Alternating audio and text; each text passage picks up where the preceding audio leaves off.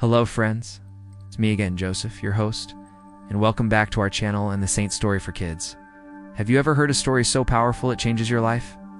Today we're journeying back to 18th century India to discover the incredible life of a man whose faith led him on an extraordinary path of courage, sacrifice, and sainthood. This is the story of Saint Devasahayam Pillai, India's first lay Catholic saint. It's a tale that proves you don't need to be famous or powerful to be holy. You just need a heart full of love for God.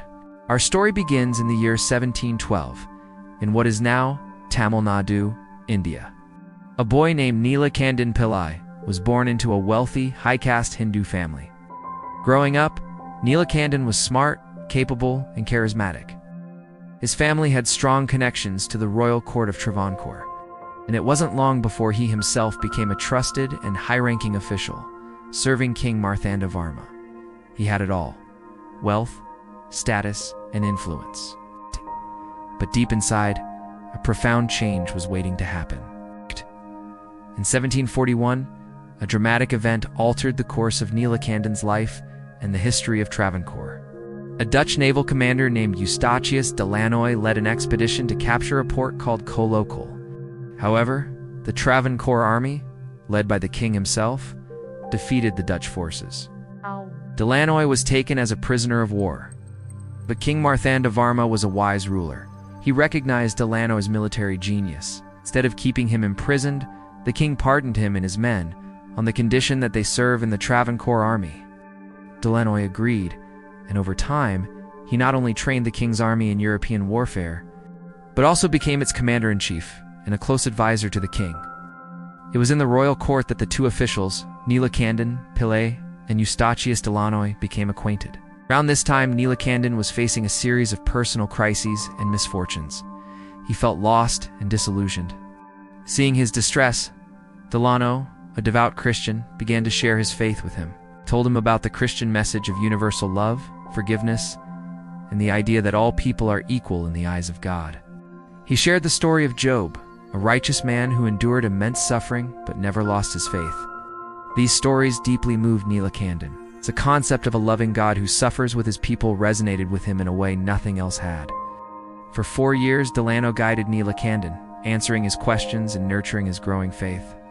Finally, in 1745, Neelakandan made a life-altering decision.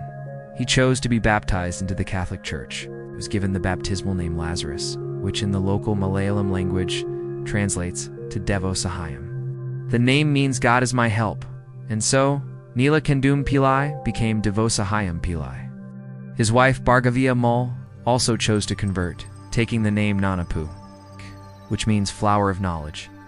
Devasahayam's conversion was not just a private personal affair. Filled with the joy of his newfound faith, he began to preach openly. He spoke passionately about the equality of all people, a radical message that directly challenged the rigid caste system of the time. He believed that God's love was for everyone, regardless of their social standing, wealth, or background.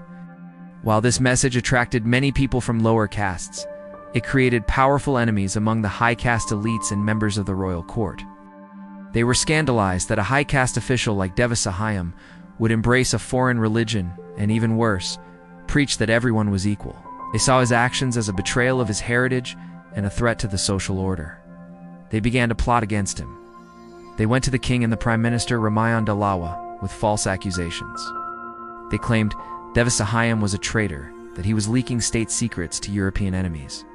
The king, under pressure from his court, commanded Devasahayam to renounce Christianity and return to Hinduism. But Devasahayam refused. His faith was not something he could simply cast aside.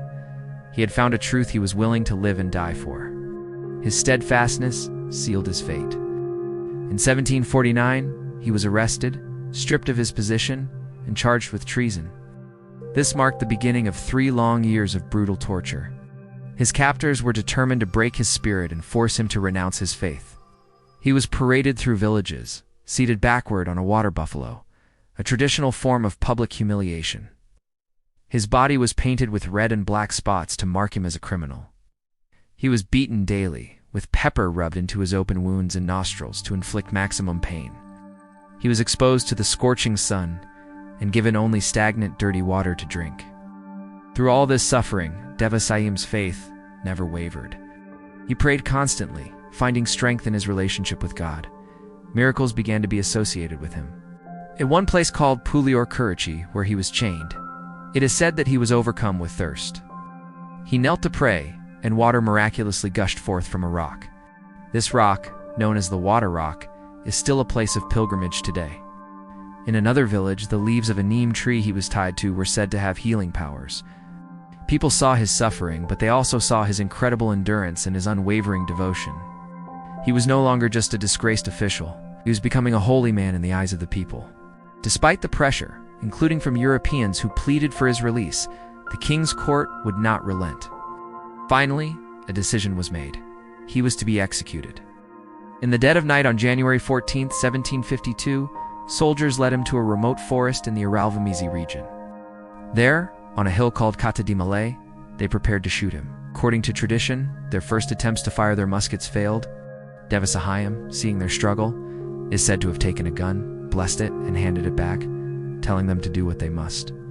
The soldiers then fired 5 shots, and Devasahayam Pillai fell, a martyr for his faith. He was 40 years old.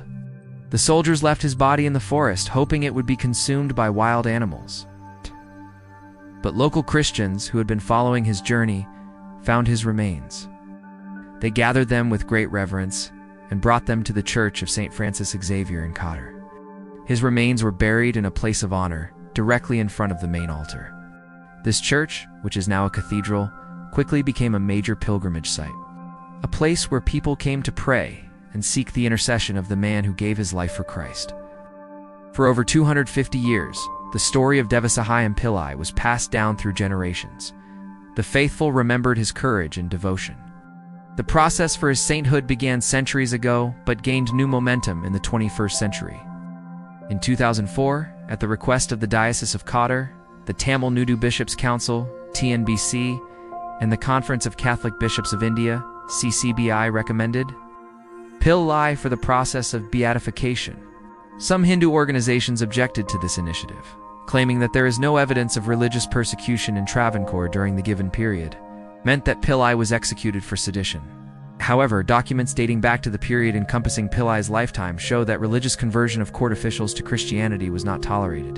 The 28th of June 2012, Pope Benedict XVI authorized the Congregation for the Causes of Saints to promulgate a decree regarding the martyrdom of Pillai, and he was granted the title Venerable. On the 2nd of December 2012, ceremony of beatification and declaration of martyrdom was held in Nagercoil, in the Diocese of Qatar in southern India. It's presided over by Cardinal Angelo Amato, prefect of the Congregation for the Causes of Saints, acting as papal delegate. Pillai is the first Indian layman who is not part of any religious institute to be elevated to the rank of blessed. On the 21st of February 2020, Pope Francis recognized a miracle attributed to the intercession of Devasahayam, clearing his way to canonization. He is the first Catholic in India who is neither an ordained minister nor a religious to be officially recognized as a saint.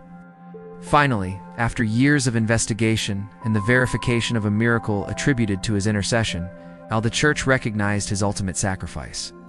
The Vatican announced on the 9th of November 2021 that Pope Francis would formally canonize him on the 15th of May 2022.